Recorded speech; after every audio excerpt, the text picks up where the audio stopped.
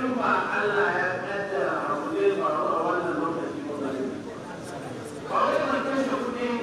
da zai gina wannan masallaci a wannan shekaru a wasu abubuwa da gwamnati amma ya Allah bai kaddara ba sai a bayan nan Allah ya samu kakari da wani ko kamar yadda ma da yake an gudun da girma godiya mari gari Alhaji Abubakar Akwashi don ku zo muku duba wannan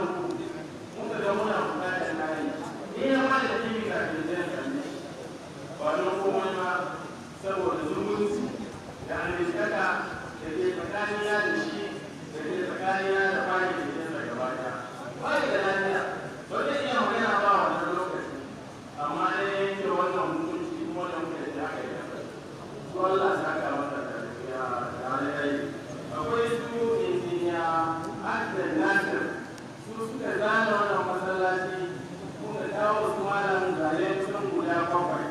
suka zaɓi wannan da cikin wannan masallafa Allah ya saka musu da alheri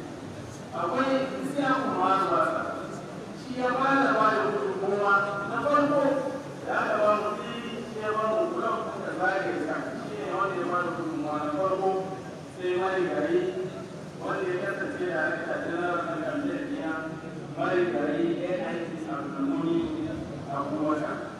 a take ana farawa ya ko kudi naira miliyan 1 ya bayar saboda yin wannan masallaci so akwai su a wani sunusi barista ya ba da gudunmuwa sosai kudin shi ne na biyu kuma na uku akwai MD ya ce wanda na sarki sun ba da gudunmuwa sosai da sosai sannan kuma akwai amata da ama shi aboki ya ne da aka duba za a sai waɗannan abubuwa na karin duniya da ya gani da shi ma ya tafi kuma ya